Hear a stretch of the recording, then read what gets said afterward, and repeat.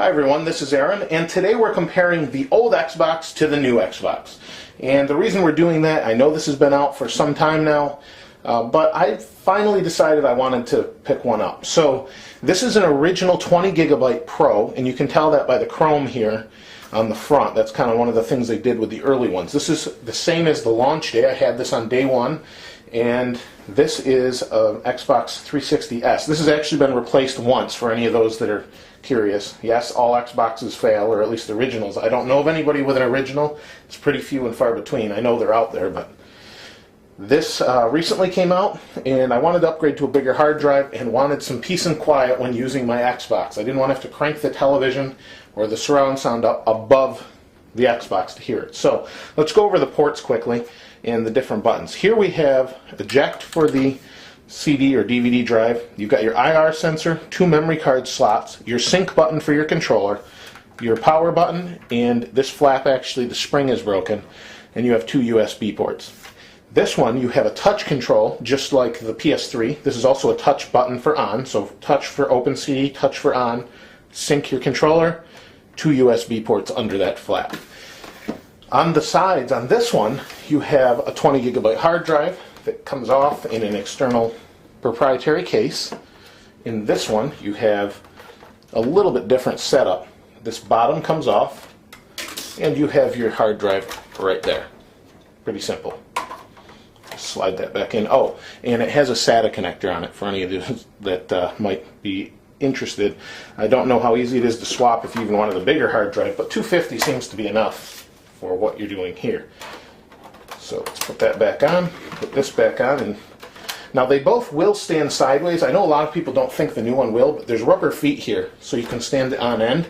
Although this one will still scratch your discs, from what I understand, if you are familiar with that problem.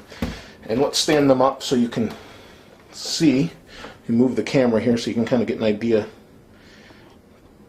Height difference. So there you can see the height is a little bit different. And let's check it out here a little bit more. So what we have is on the back, let's check out the ports. So what we have are 2 different power connectors. The brick on this one, that you're probably familiar with already, is quite large and very heavy. The new 360 Slim brick is smaller and lighter. They both have fans in them, and they're pretty quiet. So you can hear the fan actually on the 360 Slim if you listen. So on the power brick, but it's really quiet. So anyway, they're different connectors though. You can't use the same one. On the back here we have an optical port out. We have our AV connector, HDMI, USB.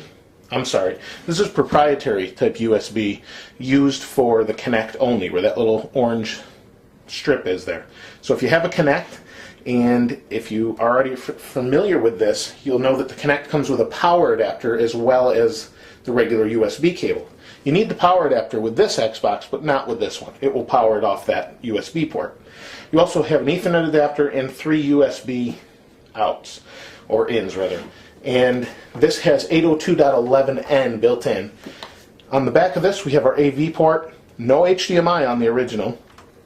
You also have Ethernet and 1 USB, and then you have a slot here if you wanted to buy the original wireless adapter, which was $100 when it came out. So kind of pricey. Now overall you can see all the vents on here. You have 2 fans. On the 360 Slim you have 1 big fan right here, and it's very quiet. So let's go ahead and I'll show you exactly how quiet it is difference-wise. So let's check that out now. So here we have the original Xbox 360, so let's go ahead and turn it on so you can hear how loud it is.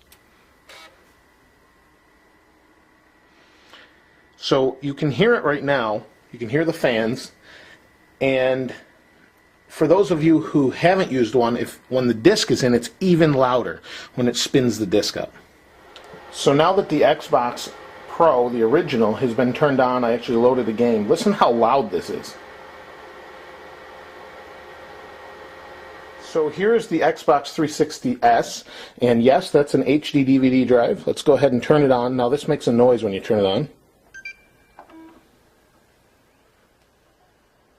You can barely hear it. Now I'll give it a moment to boot up, and when the disc is in,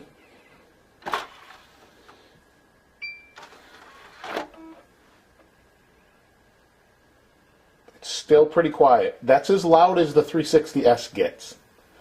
So let's go ahead and look at actual boot up times now.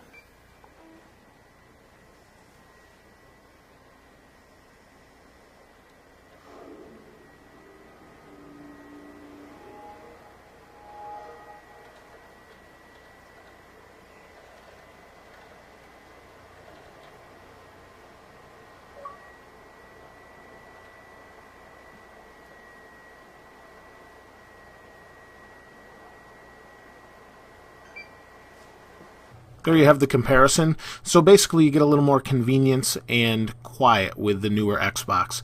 But if there's anything I didn't cover that you wanted to know or have a question about, please feel free to ask in the comments below or send me a personal message. Either way, I'll try and answer it the best I can and as quickly as I can. Thanks for commenting. Again, thanks for subscribing. If you haven't subscribed already, please do so. And I'll see you next time.